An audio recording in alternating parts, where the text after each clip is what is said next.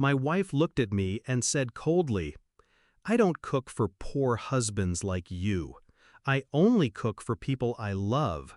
You're a grown man. Figure it out." The words fell like broken glass across the table. I didn't answer. I didn't move. I simply let them settle into the silence between us. Her eyes never flinched. She wanted the wound to stay open, to bleed. I finished my water, stood, and placed the empty glass in the sink. My hands didn't tremble. My face revealed nothing. But inside, the temperature shifted. Something locked into place. Steel replacing bone. I left the kitchen without a sound. That night, I lay in bed beside her, listening to her shallow breathing, the faint hum of satisfaction in her chest. She believed she had won some small battle. She didn't know that her cruelty had done more than sting. It had carved a crack deep enough for the truth to slip through. And I would find it. The insult replayed in my head for days. But insults alone don't destroy marriages. It wasn't her words that mattered. It was the venom beneath them. Her detachment wasn't sudden. It had been growing, subtle, disguised as exhaustion, busyness, distraction. I had chosen not to see it. Now I saw it everywhere. The way her phone never left her hand. The late nights at work when she returned glowing, not drained. The sudden contempt in her voice when she spoke to me, as though I had become an obstacle rather than a partner. I tested small boundaries. I asked questions she didn't expect, about her meetings, her friends, her hours. She answered too quickly, with a rehearsed calm. And once, when she thought I wasn't looking, she smiled at a message on her phone in a way she hadn't smiled at me in years. That smile was the betrayal. Not the words, not the silence.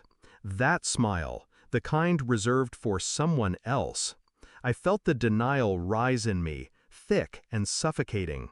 But denial is weakness. I smothered it. I needed proof. I began quietly. Her phone bill, downloaded from our shared account. Numbers repeated late at night.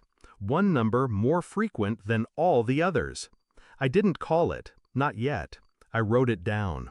Her credit card, charges at restaurants she never mentioned, expensive ones, always 2 meals. I copied the statements. I traced her calendar, the hours she left the house. And on one of those nights, I followed.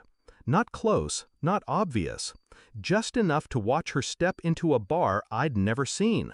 Just enough to see her lean forward at a corner table, head tilted, smiling, that same smile, at a man who wasn't me. I didn't approach. I didn't break. I memorized his face, his movements, the way his hand rested over hers like it had been there 100 times before. When she came home later, she kissed me goodnight as if nothing had happened. I kissed her back. And in that kiss, I sealed my silence. I wanted her comfortable, confident, blind. Because every secret she thought she owned, I already held in my hands. The confirmation came in the form of photographs. I hired no one. I didn't need to. I waited, watched, and captured. Her hand on his chest, his lips on her neck, the two of them slipping into a hotel room at midnight. The file sat heavy on my desk. Evidence undeniable. I didn't rage. I didn't cry. I simply arranged the photographs into neat order, like exhibits in a trial. That evening, I placed the folder on the dinner table. She walked in, glanced at it, then at me. "What's this?" I said nothing. She opened it. Her breath caught. Her hand trembled as the images stared back at her, stripping every lie bare. Finally, she looked at me, panic flooding her face. It's exactly what it looks like. The silence between us stretched longer than any conversation we'd ever had. I didn't shout. I didn't demand. I slid another document across the table. Divorce papers. Her face collapsed. "You're ending this over dinner?" Her voice cracked, louder than any meal she had ever made for me. I leaned back, calm, detached. You ended it long before. I'm just writing the final line. Her tears came fast, wild, messy. She reached for my hand, but I didn't move. She had mistaken my silence for weakness, my patience for submission, my love for blindness. Now she saw them for what they were, weapons, and every weapon had found its mark. The papers were signed within weeks. She pleaded, bargained, tried to soften what could no longer be undone. But I had already walked away, long before my body left the house. I carried nothing with me, except clarity. Clarity that betrayal doesn't scream, it whispers.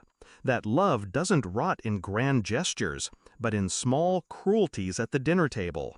And clarity that silence, when sharpened, cuts deeper than any blade. The last word she ever said to me echoed faintly, "You're ending this over dinner?"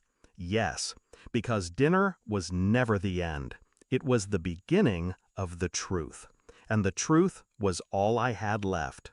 Cold, final, mine.